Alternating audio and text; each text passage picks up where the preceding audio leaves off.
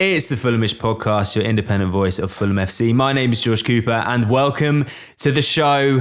The Villa Park curse continues. Fulham finding themselves ahead within 3 minutes, only to face an absolute second half capitulation, which ultimately gifted the Villains 3 points. What is it with Fulham and teams ending their bad run of form against us? Ollie Watkins inevitably ending his stroke out against us. Yes, there was controversial issues. Should we have had a penalty?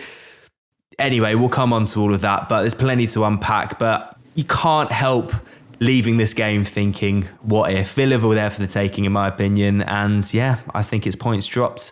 Sadly and ultimately, to unpack everything that happens, I'm joined by Dan Cook. How you doing? Hey, I'm doing all right, Coops. I'm doing all right. To be honest, we spoke about it before. I'm glad I wasn't a Vass or Elizabeth because I couldn't have done the quick take yesterday. But a night's kip has helped a bit. Yeah, I said I really felt for Avashu and Elizabeth doing that. I said in our group chat that it was the sort of Fulhamish content creation equivalent of jumping on a grenade.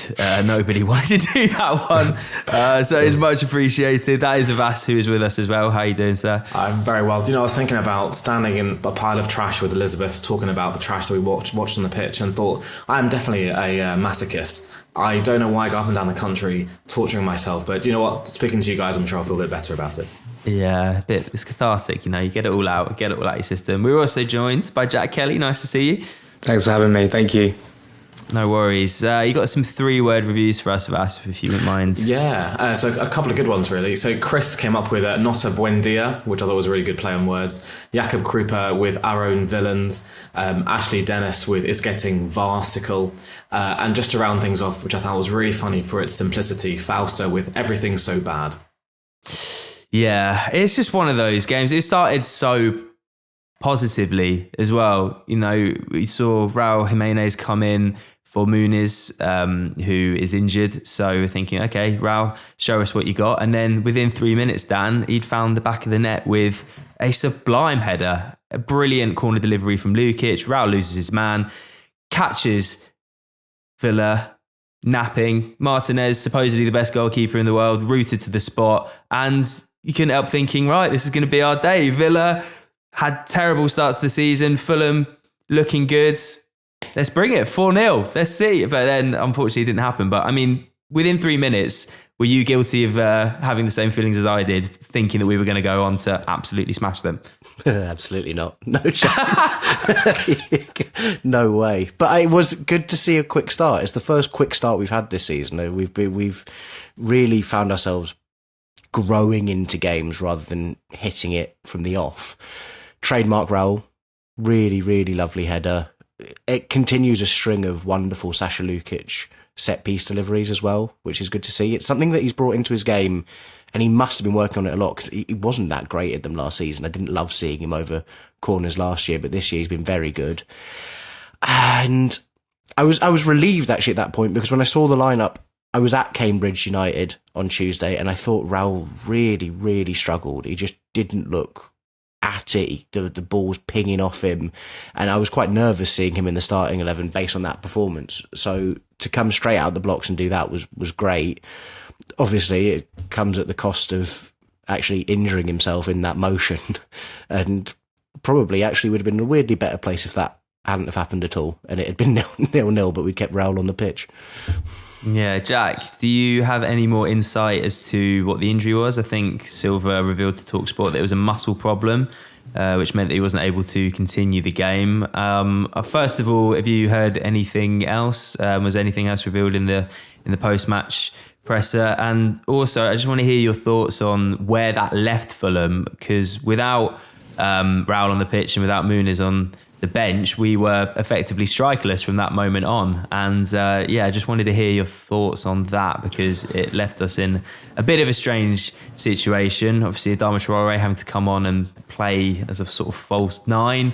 We'll come on to his performance, but yeah, what's your insight from that situation? All the news regarding Muniz and Tete came pre-match, basically saying that Tete had something in his knee, and it was a muscular injury for Rodrigo. So I think what had happened was with the Raúl situation is he felt something as he went to head the ball, the way he swiveled his body, and then he was collided with all his teammates to celebrate. So that wouldn't have helped the impact of that.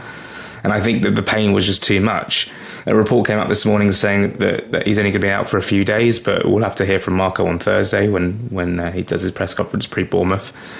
And yeah, look, when you lose a striker with no other striker on the bench, suddenly you're thinking, well, okay, well, initially I tweeted, well, Chukwueze is going to probably play up front because Marco Silva said before that he can play in that position. But because of the sort of lack of minutes he's had so far this season, maybe he opted for Traoré instead. And I didn't mind Traoré up front in terms of as what he can bring to the game in terms of complete and utter pace and sort of a bull in a china shop sort of going at the Villa defence. And actually it did sort of, in the first half with those long balls over the top towards Traoré, who was sort of causing...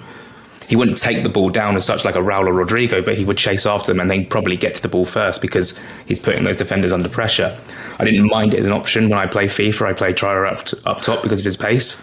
So I could understand it, but maybe in hindsight it might have been better to go with a Chukwueze, but just to give us a little bit different in terms of running in behind. But Traoré can run in behind. He just didn't have a very good performance at all, really, up top. And, you know, it's difficult. You're basically being thrown into the lion's den, playing out of position after 11 minutes. And I think that's obviously a tricky situation, which we didn't really prepare for at all. JKA not being on the bench is obviously a massive, massive concern. Yeah. And I think that says a lot of things about where we're at with JKA. And then obviously we're going to be seeing on Friday where we're really going to be at with JKA. Because if Raúl's not ready, Rodrigo's not ready, we're going to have to play a striker. So it's going to be interesting to see what happens. It was a very fortunate start to the game, and then it turned into a very unfortunate start to the game. Like Dan said, fantastic Raúl header, brilliant start. And do you know what was really interesting about the game is, you know, you look at that game on Thursday night that they played against Bologna, they won 1-0, but the performance wasn't good at all. And suddenly they're 1-0 down within 3 minutes to Fulham. And the atmosphere in the stadium just completely changed. It went so somber. And I was like, we could have these. Absolutely could have these. But then there was a sort of air of inevitability about the fact that Villa were going to respond. They were going to come back into the game, and they had the quality to do so. And we'll get onto it, obviously. But it was a very strange start to the game. And hopefully Raúl's injury is not too serious. Agreed. I am probably Marco Silva's top 10 fans in the football club. I defend him religiously, but his stubbornness has really sodding cost us this weekend, actually. And there's so many things that I'm annoyed about that were out of our control, but having a striker on the bench was entirely within our control. And you can say what you want about Kusiasare, and I think that this is stubbornness from Marco Silva, because I think it wasn't his signing, it wasn't who he wanted, but he implored the club to sign a third striker. He spent the whole summer complaining about the fact that, well, Vinicius has gone, so we need to replace him. You get a replacement in, we're down to one fit striker, and you don't put him on the bench. That's ridiculous. Additionally, if you don't trust him, we have strikers in the under-21s. Aaron Lapalo B, I mean, granted it was the day before, maybe he's not in the best physical condition, but he scored 2. He's had a ridiculously good start to the season. Whether he's good enough or not, actually, I don't think it ultimately matters. It's still better than someone who is not a striker playing up top. And I'd come to Traoré's defence in the first half. I think he's got too much criticism probably, but more so based on the second half performance. But the reason why the second half performance was a problem was because his skill set didn't suit what we needed. We needed someone who could hold the ball up, slow it down, take a bit of pressure off. And he's not built to do that. And there was no one else on the pitch built to do that. And that's Marco Silva's fault. Yeah, are you suggesting maybe that it was a bit of a protest? As in, I didn't get what I wanted here. I'm not going to feature him in the squad. He's such a favourites guy. He really is a manager who has his favourites, and we've seen it with the way he's slowly blooded in Kevin, the way that Chukwueze's taken his time. He's now got his first Premier League minutes, but he didn't it took him coming off the bench against Cambridge, didn't even get a starting berth.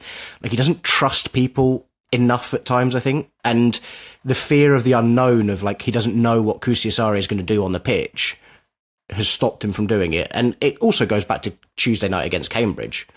Rodrigo didn't need to come on. Yeah. He didn't need to come on. That's your moment where you could give 20 minutes to Jonah Kusiasare and see, can he do it? Is he up to it? And then you've got a twofold thing there. One, Rodrigo Muniz doesn't get injured, but let's forget about that. Two, at least you've seen the guy play football in a competitive setting. And so if it comes to yesterday and you don't trust him, then you put someone else. You put Aaron Lopalo B on the bench and he's just an option. But what we were left with on the bench of, you know, Fulham with our abundance of unnecessary wingers and no striker was silly. I think like we'll come on to it a bit later, but I think there are, you know, as I said, I caveat it massively with we all love Marco Silva. He's a genius. He's taken us to the best place that the club has been in, you know, in recent times. But I feel like yesterday, in particular, the reaction to a lot of the VAR refereeing decisions as well. We've seen like, you know, Marco head losses and justifiably, you know, I think we are all as fans feeling what Marco Silva is feeling. However, I do think that there's an element of it's ultimately to the detriment of the side, because how often have we seen a Marco Silva head loss on the side have a positive impact on our performance on the pitch? It just doesn't happen.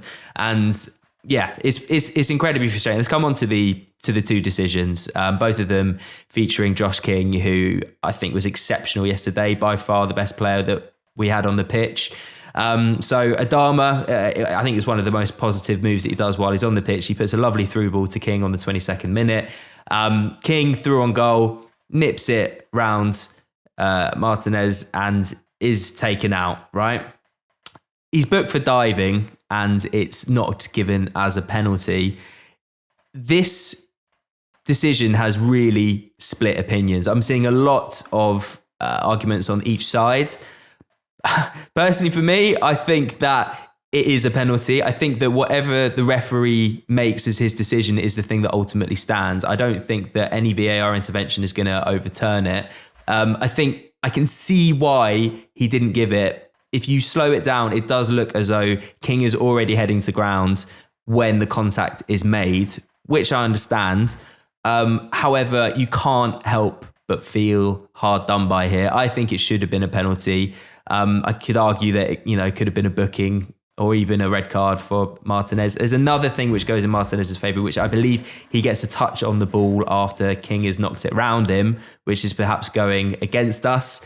I don't know. Avas, what did you think when you watched the replay? It's one of those that I feel hard done by. I think it should have been a penalty, but I can kind of see the argument. I think in real time it's really hard from where we were standing to see really how the incident unfolded. But when you watch the replays, you see, as you say, George, he took it around the keeper and he was going to go the other way around Martinez to then go and collect the ball. I think he actually gets punished for it just because the way he sways his body and he dips his knees in order to do that body position, that body movement. It looks like he's going down when it's absolutely not what his intention is. He's trying to get past Martinez. And Martinez's leg sweeps him like he's in the UFC. It was quite clear that he collided both of his ankles and took him out. There's nowhere else that Josh's legs could go. And I think it's quite clearly a penalty. And even if you don't think it's a penalty, in what world has he dived? He's physically collided with the keeper. There's no way that could in any way be seen as simulation. And I said it in the quick take, I'm really worried that he's now got 2 bookings for dives. I still think both of them are quite harsh, but you could understand the first one. This one was categorically not a dive, and I just don't want him to have a reputation for such. And then the referees look for that rather than actually look at the incident with the sincerity that it affords. And I just think that, and then we're going to talk about the handball, and then Marco's emotional inability to control his emotions, I should say, really was a detriment to us, because we talk about mentality in this team, and we have some really robust mentality at certain times. But like you said, George, when he loses his head, it's absolutely carried on through by the team, and you can see that in the way that we conceded the third goal, even the second goal, really. But it all started from these decisions not going our way. And if we can temper our emotions, we can be so much more robust. And it started with that snowball effect from that really poor decision for the Martinez incident. Yeah, I think that ultimately at the moment, Fulham, I think at times have been guilty of having a bit of a victim complex. Now, I know that we have had a series of very poor decisions go against us. And it is justifiable to think that, there's a big conspiracy and it's all, the accumulative of all of these decisions. And there have been many, but I just don't know what benefit there is to, having this moment of, head loss and collective feeling of frustration, because ultimately it's to our detriment. It's understandable, but I just wonder whether there's an element of a bit of leadership needing to come through. Right, let's keep a level head, because I do think that the capitulation that happened in the second half is somewhat linked to the feeling of frustration and unjust that followed on from the decisions. But we did keep our heads after the first one. Like ultimately, the first one's a penalty. He kicks him in the box. Like people bringing up all the context of but he kicked it round the side of him, so he's not going to score if he gets round the other side because he's kicked away. Doesn't matter. He's been kicked. Why did he go round that way? He could have gone the other way. Doesn't matter. He got kicked. Why did he go down like that? It doesn't matter. He got kicked in the shin. It's a penalty. And then after that, the reaction was brilliant, because what did Josh King do? He got on the ball, he spun 2 Villa players, he charges into the box, and he wins another penalty. And I think after one wrong decision going against you, it's probably fair to criticise this team for, in that moment, losing their heads. But to have the second, when you've executed your game plan perfectly, you've set the team up perfectly, you're playing brilliant football and exposing the weaknesses within this Aston Villa side, which are this high line and getting in behind, which Fulham traditionally have not been great at against Marco Silva, but we adjusted and we got in behind them time and time again. You just then have to throw your hands up and be like, what more can we possibly do if we're not getting the assistance we need to win the points that we want?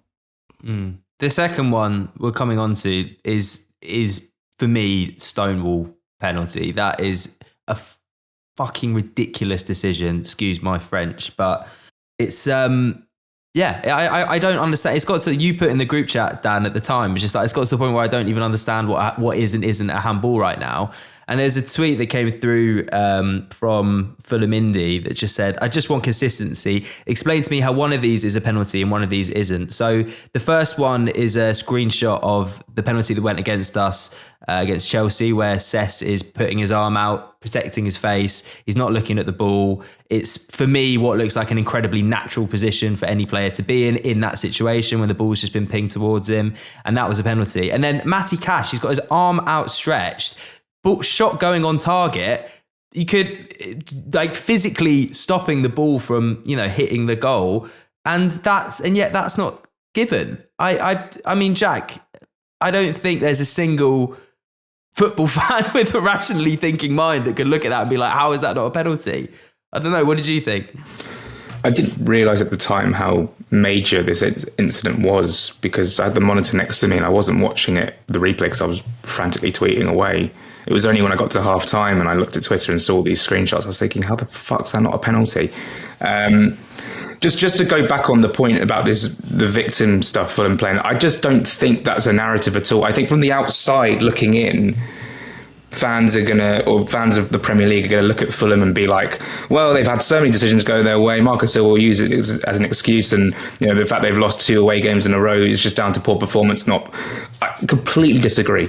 The Chelsea game, where we had a perfectly legal goal disallowed, and then they scored in added time, which was too long of added time, and then the penalty that was probably, by the letter of the law, handball, but the amount of incidents that led up to the penalty, maybe it couldn't have been given. Fulham lost their heads in that situation. It was a derby, it was a game of a high emotion, and then the performance is suffering from that. But Fulham were hard done by and should have gone into the break at least level, if not in the lead. And then the one against Aston Villa is we were 1-0 up and had probably 2 big penalty shouts to go 2-0 up, or the opportunity to go 2-0 up, which would have changed the game completely. If Marco Silva had come into his press conference and done all his post-match and gone, the referee, VAR, then you'd have a case that he's playing the victim. But he didn't. He said all 3 goals were our fault, that we conceded because we were at fault. It wasn't good enough, the second half performance. But let's just not forget about those incidents that happened in the first half, which could have affected the game. I can't believe it. We're sat here, 6 games in, and 4 games have been marred by VAR. Even the Rodrigo Muniz goal against Brentford was to make it 4-1. The Leeds game was pretty VAR-less, and then well, there we go. So maybe that's 5 out of 6. I mean, it's ridiculous. And Josh King's been the heart of all of this. And this is whole and this is what's really annoying. You've got Josh King, 18 years old, who is a kid coming through, probably one of the most exciting young players in the Premier League.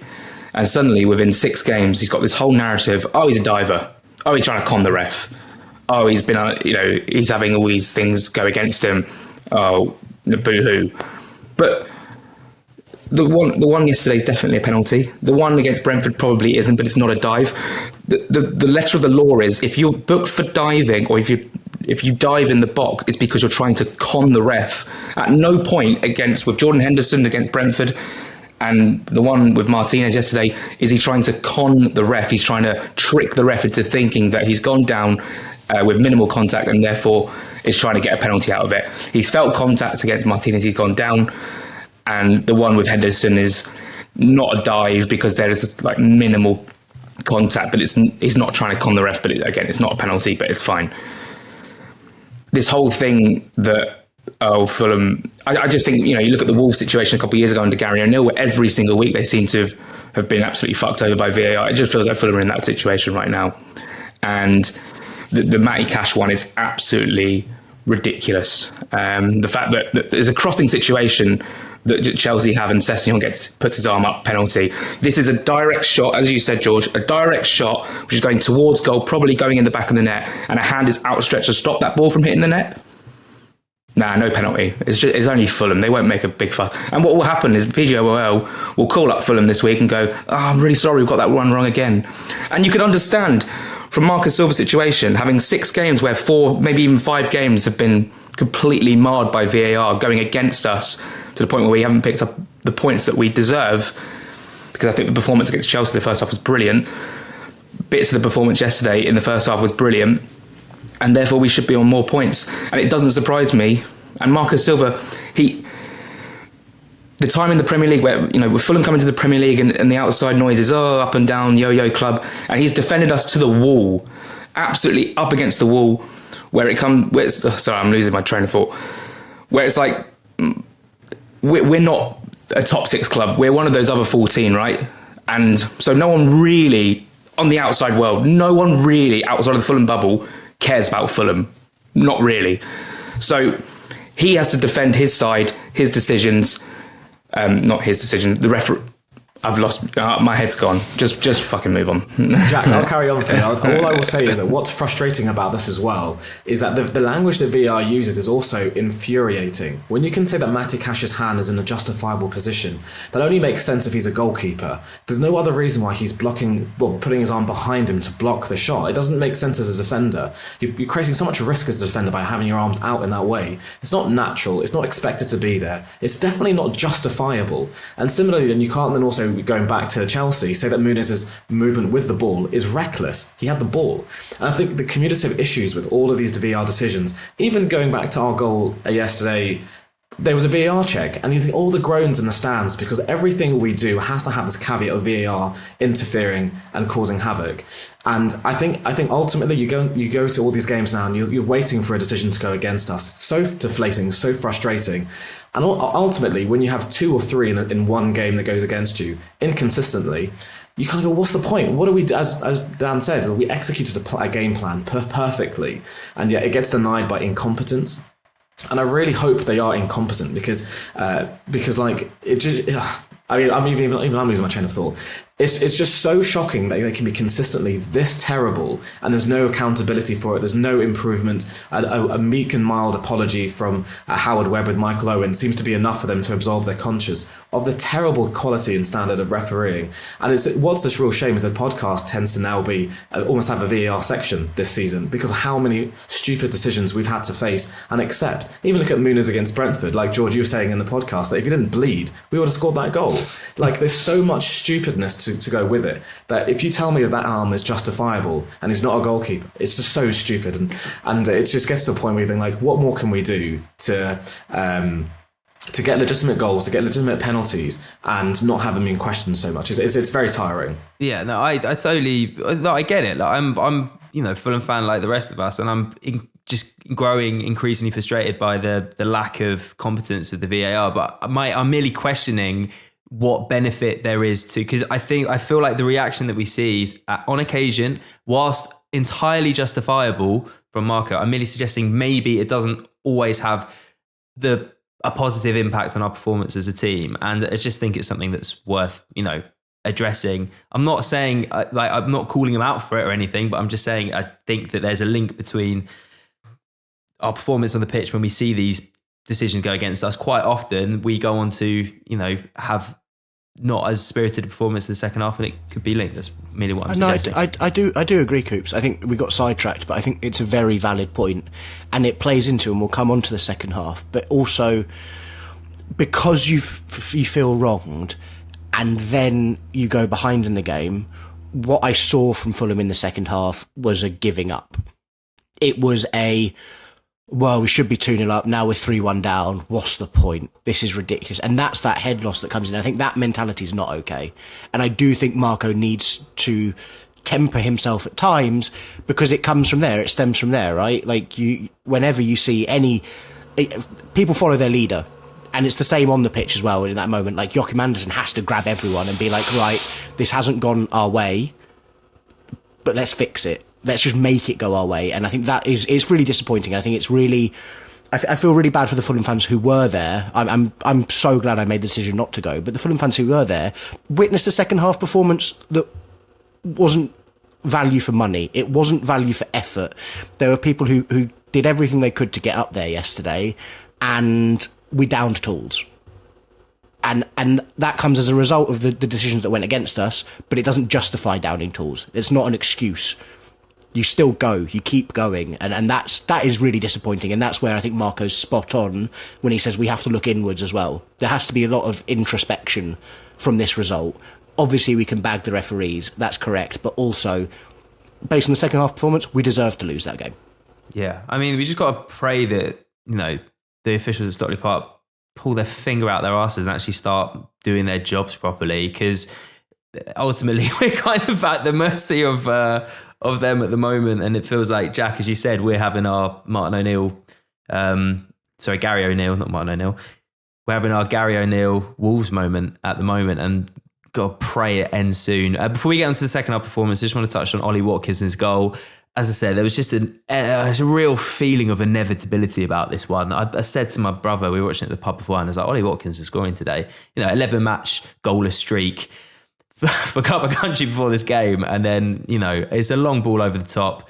I think Jack has to go down as some pretty poor defending. Anderson misses the header, bouncing. Watkins gets goal side of Bassi. I think Leno, comes out to claim it. I don't think much blame can be attributed to him. He did what he needed to do as a goalkeeper in that instance, but it was just a complete, cluster of errors, wasn't it? And a really poor goal to concede at that moment in the game. Yeah, I mentioned earlier that even though we had the lead, and we actually probably had them exactly where we wanted them in terms of the Aston Villa narrative this season, there's always going to be threats, because they have Harvey Elliott, because they have McGinn, because they have Ollie Watkins, etc., like players of quality who can change games very, very quickly. And it did feel like we sort of gifted them the 1-1 goal. And up to that moment, Watkins hadn't really had a sniff either. So it was incredibly frustrating to concede that, because I was like, if we get in at half-time 1-0 up, we're in a really good position here. The crowd are going to boo at half-time. There's going to be real angst in Villa Park. And the 1-1 goal just sort of lifted them and went, okay, we're actually, this is Fulham. This is a winnable game. It's 1-1 now. We can turn the screw. And they very much did turn the screw in the second half. And again, that's down to our own fault. The chips are down for Fulham because we've had loads of things go against us in the first half. And then conceding a pretty sloppy goal.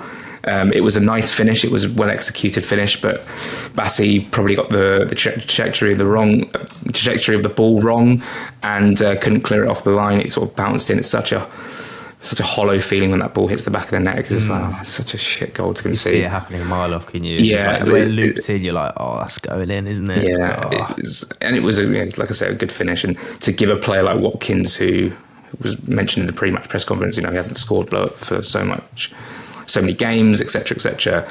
How do we stop him, etc. And then he gets a goal. Just thinking, this is classic, just gifting. It wasn't a gift, but I suppose it was a bit of a gift. But Yeah, terrible. Like I said, if we'd have gone into the break at half-time at 1-0, I reckon we go on and win that game 100%. No, likewise. I was saying as we were going into half-time, how on earth are we drawing this game? We had 7 total shots, 3 on target, 5 shots inside the box. Josh King was running the show. We were playing incredibly well, and then just like that, it turned round. I think there was another turning point of us at half-time. Villa made some substitutions. Emery brought on Buendía for Harvey Elliott. Proved to be an absolute masterstroke.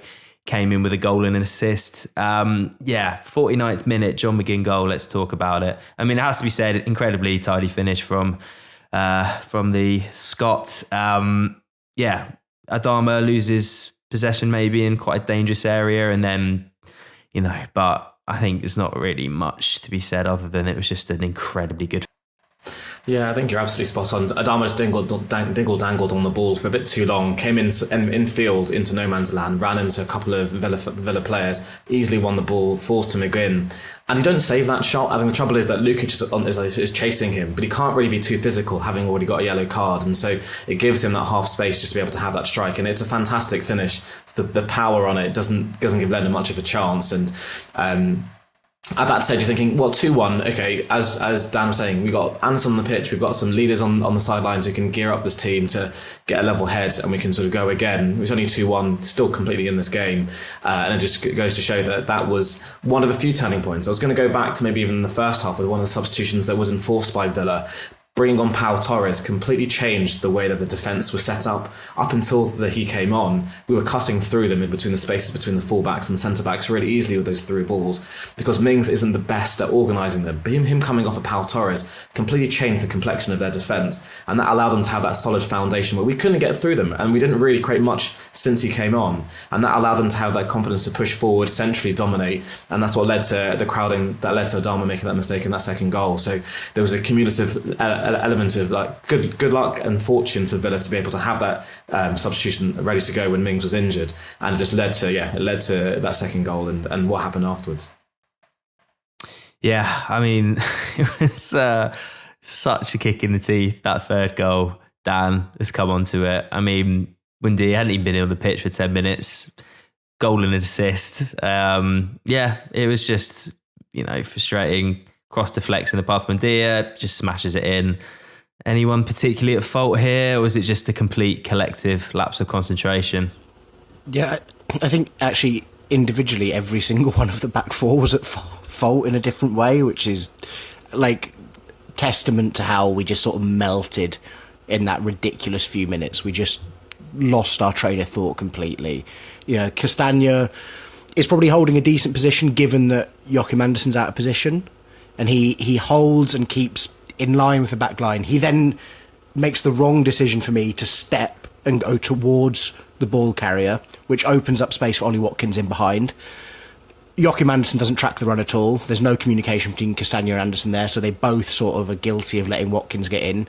At the same time, Ryan Sess is dawdling a little bit at the far post. He ultimately plays Watkins on side in that he's not up with the rest of the defence, and so that's another mistake there. And I think Calvin Bassey just got sort of trapped in no man's land in the middle as well. It was just all really poor, everyone making individual errors, and you are inevitably going to concede if in the same passage of play each one of your back line does the wrong thing. And so it's well worked sort of by Villa, but they didn't have to work particularly hard for it. No.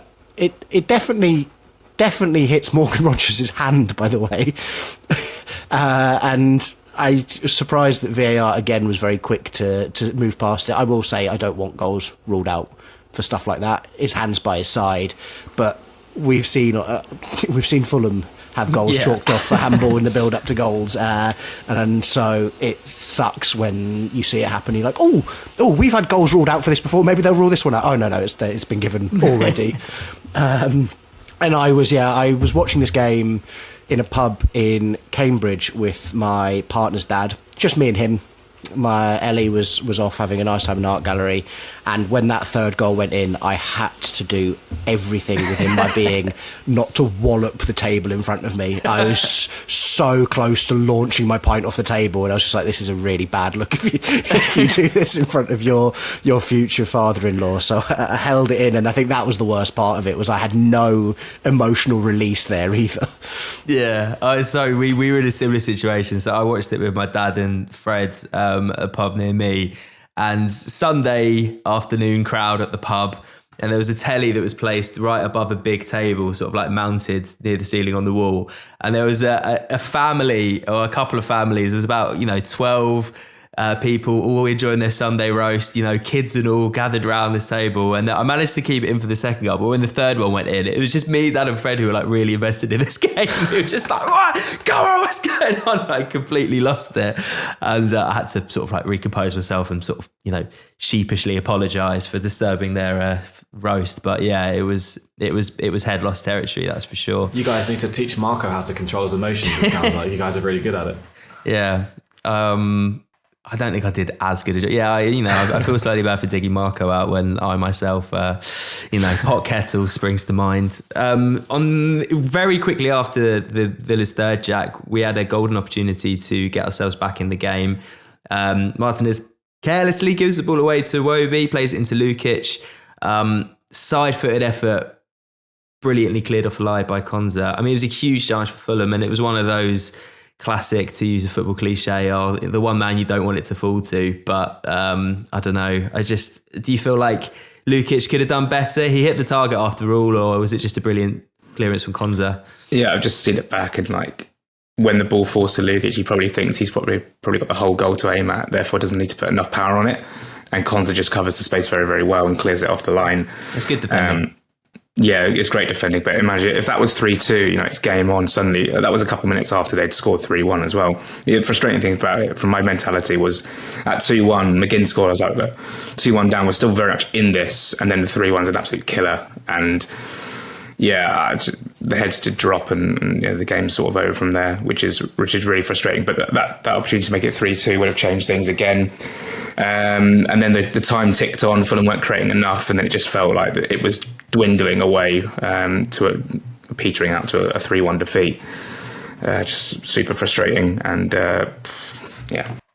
Part of the frustration with that second half when it went 3-1 down was I just didn't really agree with what Marco was trying to do with the substitutions. He just did like for like substitutions, didn't really ruffle any feathers with how we were set up.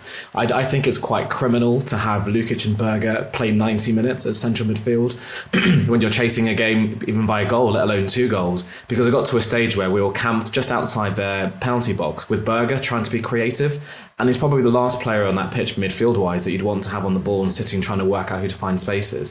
I don't know whether Iwobi had carried a knock or it was a fitness thing, but I just didn't think he needed to come off. I thought he could have come down into the number 8 that we've all been sort of clamouring for. And it's a perfect example to try that situation. You've got nothing to lose. You're already losing 3-1. You might as well try something different. And I thought you could bring Kevin on, absolutely, but take off Berger, take off Lukic, one of the two, bring Iwobi deeper and get him to be creative, get ESR to be slightly more deep to link together. It just felt like the moment it went 3-1, they all accepted they were going to lose, and there was not much they were going to try and rock the boat with. I thought Chukwueze came on and he was a bit of a bright spark, but it was a little bit too little too late. And it was incredibly frustrating because, like everyone's saying, from the stands, it just didn't look like they thought they had any, they didn't look like they had any belief. And it was quite clear in the way that we built up play and did like aimless crosses blindly, that it was all hope that someone would do something rather than like manufacture something. And that's what's disappointing for me, is as much as we love Marco and he is a genius and all those things, I think there's a decent amount of blame to be put onto his shoulders, not just for how he set up the squad in terms of no striker on the bench, but also he didn't do enough for me in order to try and get us back into that game. He accepted the defeat as much as the players did. I think there was just too much caution. And if we were to flip it and that game was at Craven Cottage and we were in the position Villa had been in, hadn't won a game in the Premier League so far this season, hadn't scored more than 1 goal in a game so far this season, and you're 3-1 up, how confident and comfortable do you feel with half an hour left to go? Because I'm nervous still at 3-1. If you go and push and even pull one back as late as sort of 85 minutes, the atmosphere changes, and that's the frustrating thing. We didn't prey on it. We didn't prey on the how unsettled they are at the moment as a club, how that uncertainty feeds into the players, into the fans. We just sort of like, you know, in general, yes, if you're 3-1 down away from home, you're probably going to lose that game of football. But try not to. Do something not to as Avas says, to make like for like changes, to focus on it. It felt like we were focusing on losing 3-1 and not 4 or 5-1. That was wrong to me. We were in a situation where we were hitting Villa on the break in the first half. We were getting a lot of joy, and that was very, very exciting. To suddenly, within 10 minutes of the second half starting, or even 5 minutes, we were trying to break down a low block, and Fulham trying to break down a low block sometimes can look incredibly painful. And that game was probably crying out for a bit of TC magic to sort of try and unlock a defence. I thought Smith Rowe, when he came on, I love Smith Rowe, honestly I do, but when he receives the ball, his first action is to pass it back. Yeah. You're a creative midfielder, you take the ball down, you run towards goal and try and create something. But to sort of play this like first time, like I don't know what you're trying to achieve by playing a ball back. Like if there's space ahead of you, then take the ball down and run into that space. And it felt like, again, very safe passing, and it felt like when Smith Rowe got on the ball, there was no progression. Kevin came on, did his best, but again, it wasn't the sort of right game to see the magic of Kevin. Obviously, we wanted to see him come on to try and do something, but him linking up with Robinson, who's not at 100% at the moment, it just felt all incredibly flat second half, trying to chase a game without a focal point, without a number 9 to hold up the ball at least, and with a low block that Villa were playing, and they did it incredibly well in terms of their organisation. It felt like we could have played that for 5 hours in the second half of the exact same scenario, not scored. The one chance came from, well, the one big chance for Lukic came off a mistake. Chukwueze got a couple of shots away in the box, but off target, and that's really worrying, you know. In terms of the Bournemouth game going forward, you know, we conceded within a minute of that game last season, and had to try and break them down. And we had a couple of decent chances, but whatever happens with the striker situation, we will see. But we've got to try and go and get the result there. It's so frustrating to be in the lead, and you know, 1-0 up. I was thinking, this is unbelievable. We're probably in like the top 5, top 4 of the Premier League as it stood. And then, you know, to have all the chaos and nonsense happen in the first half, and then to lose 3-1 is, you know, as a journalist, you can't really show your emotion. So I didn't really get to let out any emotion until I sort of got home that evening, like last night. Screamed into your pillow. Well, not that as such, but sat here is probably the first time I had to really think about it, and what's angered me and what's annoyed me about the game. And it's made me want to not watch any football for at least a few hours before Everton West Ham tonight. I think, and just to tidy up the last bit, and I think Jack sort of alluded to it in there as well. The one player who was going to get us back into that game was Josh King. He was like, until John McGinn switched it on in the second half, Josh King was the best player on either side on that pitch. And you've seen Villa fans saying it, you've seen Fulham fans saying it. He was superb. He was the brightest spark, and it felt frustratingly formulaic. To be like, I want to get a couple of these guys on. Who needs to come off? Well, he plays in one of the positions, so we'll take him off. He was the only one doing that work in the final third, and to bring him off was a poor decision, I felt. And maybe it was to protect him. You know, it's not easy being 3-1 down away from home, 18 years old, copping a bit of flack, but he had some magic in his feet yesterday, and he could have done something in that last half an hour, and it's a shame he didn't get the chance to. No, I would have to agree with you there, Dan. It was just overall a very frustrating outing, and I think on face value, you know, if you look at the start, if you're looking at the fixture list at the start of the season, you see Villa away, you know, at this point, you're not counting the points, are you? We've got historically a terrible record there. Villa got quality across the pitch, albeit in bad form. It's just, it felt as if they were really there for the taking then. It could have been our chance to break the duck. But alas, it wasn't to be. Let's see if we can turn it around for our next outing at Bournemouth.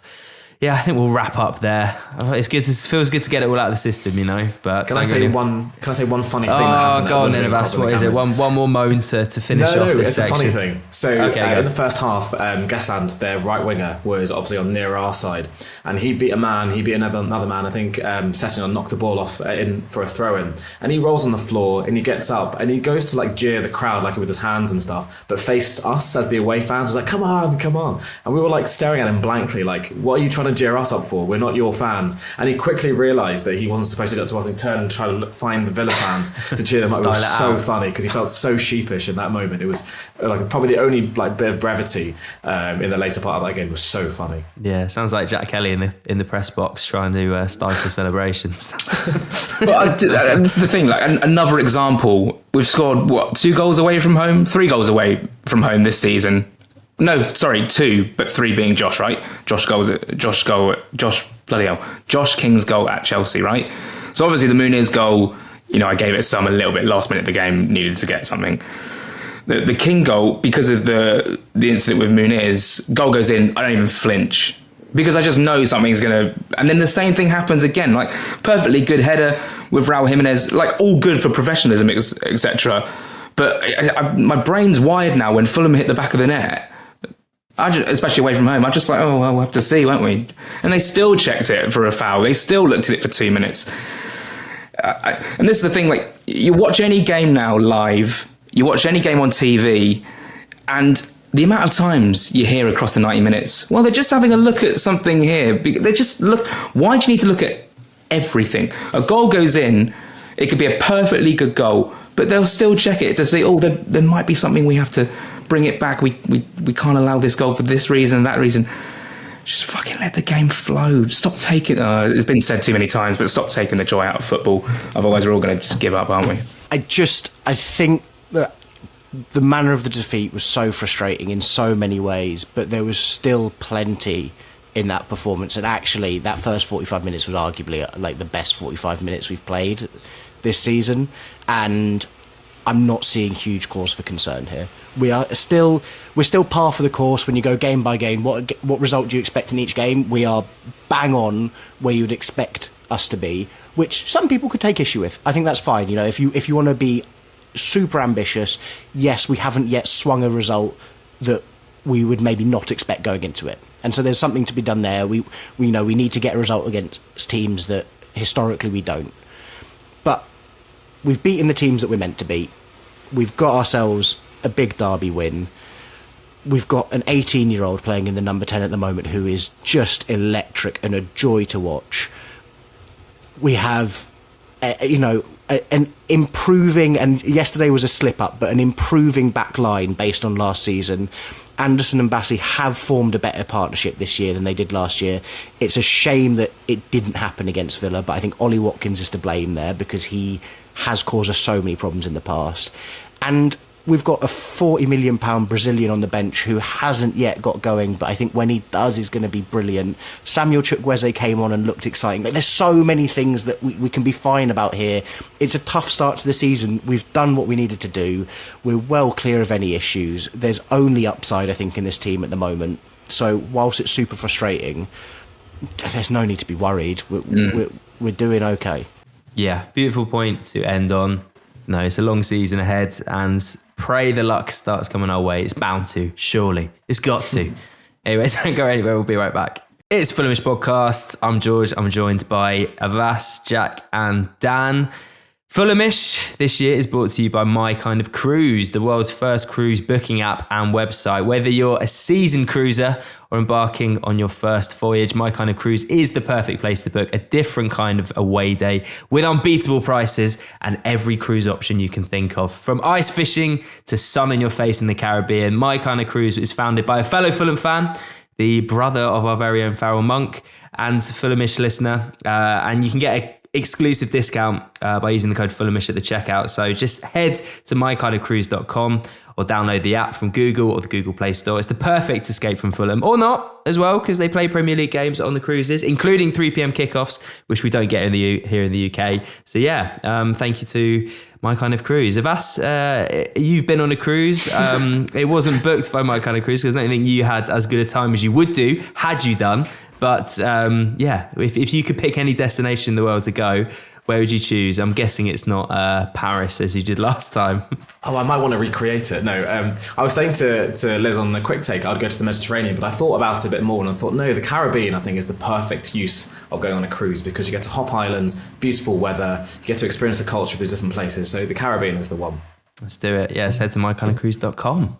Using the code Fulhamish. Right, we rambled on a little bit in the first half, so it'll be a little few. We'll just dip into a few questions, but thanks to everyone who got in touch. I think we a lot of the points that people got in touch with. We kind of covered at length in part one. So apologies if you got in touch and we're not answering your question, but your question got answered in the first half.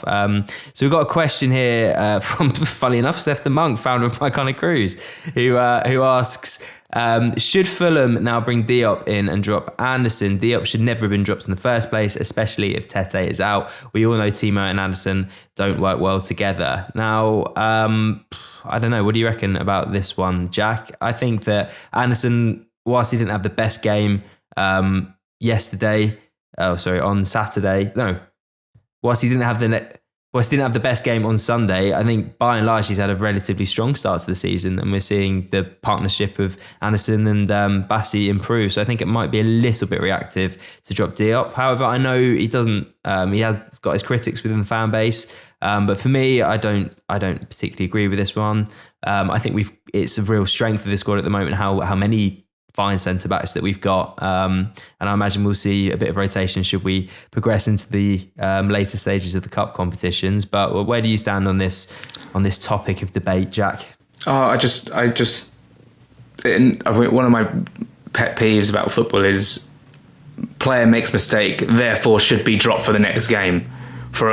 In my opinion, Diop is a great centre-back, but not as good as Anderson. Anderson's had such a good start to the season. He obviously plays better when he's got Tete on his right-hand side. And just, he missed the header for Watkins and played badly, therefore he has to come out the team for a big game against Bournemouth. I don't buy it. I asked Marco Silva about Anderson about a week ago, saying, how impressive you've been with his start to the season, because everyone's saying how good he's been. And he just said he's been fantastic, and he costs such a lot of money as well. If you think about it, we got him from Crystal Palace, a Palace team who have gone on to thrive as well. Imagine if they had Anderson in their squad as well. Obviously, they bought Lacroix as the replacement, but yeah, just stick with Anderson.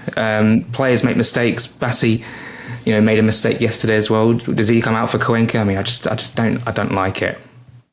Do you know what? Well, I'll give some credence to Sefton though, because I don't think it's necessarily right to completely swat it away. Where Anderson hasn't solved his weakness yet is his lack of pace, and I do think that that's something that still, he's a very experienced centre back, but he's still got room to learn additional tricks of the trade. There are plenty of his centre backs in history who have not been blessed with pace but have been able to deal with it.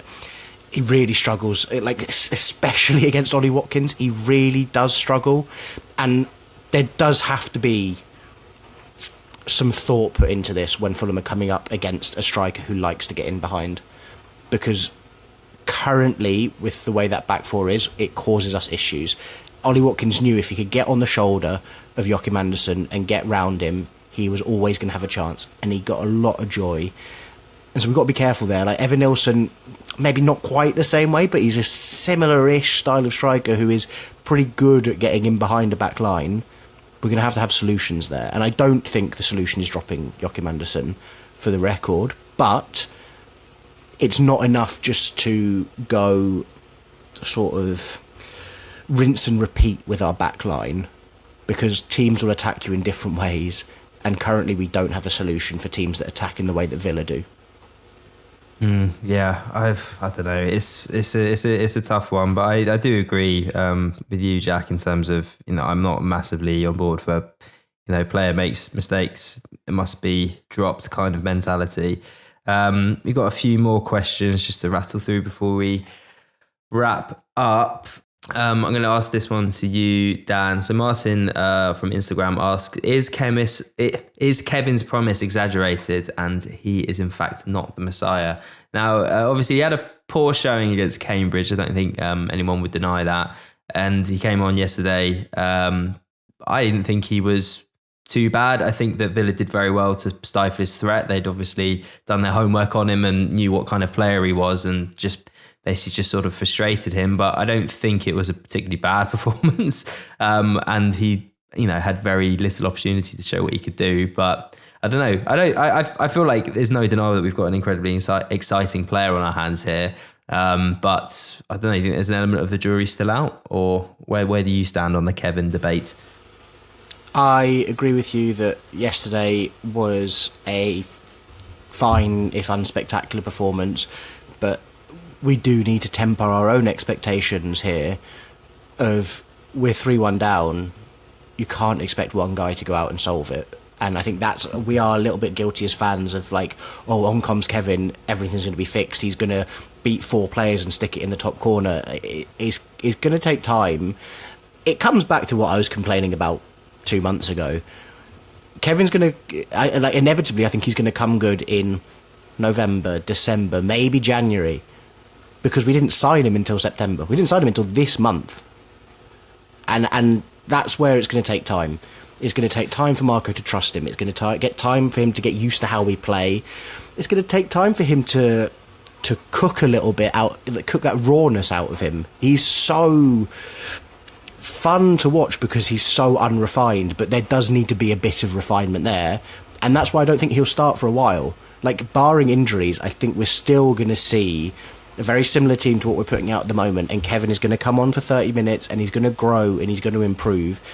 I'm pretty confident we've got a real good footballer on our hands, but we might not see the fruits of it for a while yet. And that is both fine and frustrating, because we could have maybe already been seeing the benefits of signing a player like him had we done it in July as opposed to September.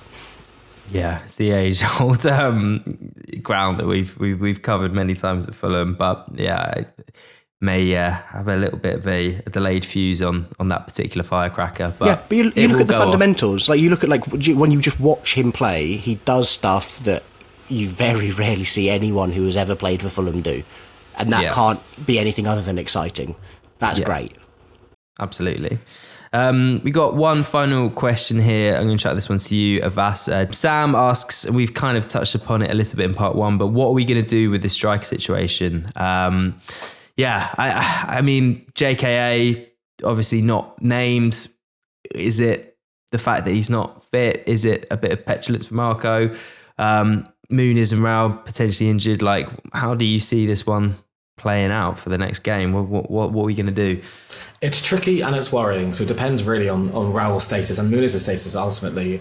If he's only out for a couple of days, would he risk Raúl knowing there's an international break coming up? I doubt it. But JKA doesn't even get into the squad this weekend. Really speaks for what Marco thinks of him, or whether he's not ready. Whatever the terminology he uses, it's just really strange to think that when we are a striker down and we have a striker we've bought specifically for this moment, not making the bench is very strange. So Marco's got a lot of thought to himself, a lot of soul-searching to do about how he's approaching the striker situation, because at some stage he's got to take his pride out of it and realise he's got the tools in front of him. He's got to use them rather than use as an excuse, which I don't think he's doing.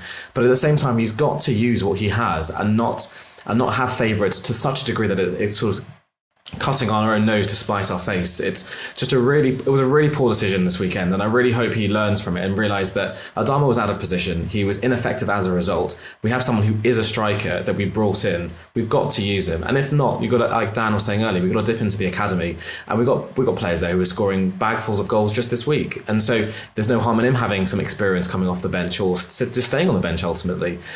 So it's something that's, I think, really important to address, and I really hope that Raúl's injury isn't so bad and that ultimately he just starts and it resolves everything. But either way, we have to have a striker on the bench. We have to have someone on the back as a backup, because inevitably and generally Marco does change the strikers partway through a game if we're chasing it. And so say, for example, on Friday Raúl does play and then at the 65th minute, 70th minute he's dwindling from a fatigue point of view.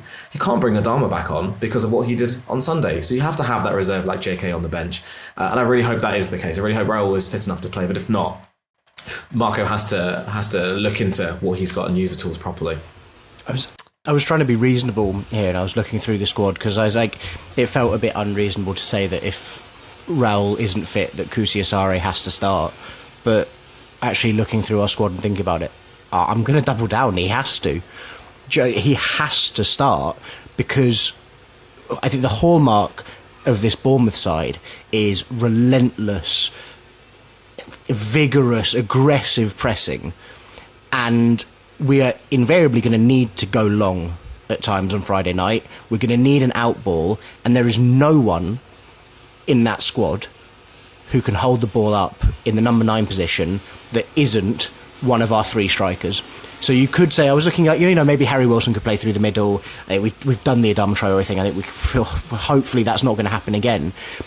You put Harry Wilson through the middle, he's not going to be able to retain possession of the ball when it goes long to him. You need some sort of central figure, and therefore it's going to have to be the guy who hasn't played a minute of football for us this season, which is a bit scary. I mean, we've seen promise from him. Like, I've seen a few clips, and he got that amazing goal for Bayern Munich, and there's obviously a talent there. So, why not throw him in at the deep end and see what you're made of, kid? Agreed. It might change Marco's perspective on youth as it is, because if he's forced to use them, it might change the way he thinks about them, because we know he historically doesn't trust them. But if he's forced to use them, it might make him realise, well, actually, there are some elements of the academy that he could dip into a bit more consistently. You look at Senga at left back, for example. He's been fantastic in the academy. There's equal measure for him to potentially be in the squad if there are injuries that persist. So hopefully, if we do have to play JK and he does put in a good performance, it changes his perspective on that, because his stubbornness needs to wane at some degree, and this might be hopefully the beginning of it. But then I'm an optimist in that kind of way. We all know how it's going to wash out in the end. Right, I think we'll leave it there for today. Thank you, gentlemen. Very cathartic episode of Fulhamish, I'd say. Blew off a lot of steam, but let's end it with a positive. Echoing Dan's note at the end of part 1, there's plenty more reasons to be cheerful, I think, and looking ahead to this season than despair. What do you want to name the pods of us before we knock it on the head? I like Jakob Krupa's Our Own Villains, because I think it does fit how the game transpired. Yeah, let's go with it. Sounds good. All that's left for me to do is thank my guests. Jack Kelly, it's always a pleasure, mate. Thanks for your time. Thank you very much. Avas, see you next time. Thanks for having me. It's been a great time. And thank you, Dan Cook. Cheers, Coops. Cheers, mate. Sammy and Co will be back on Thursday with the Thursday Club. But until then, hope you all have a great week. Come on, you Whites.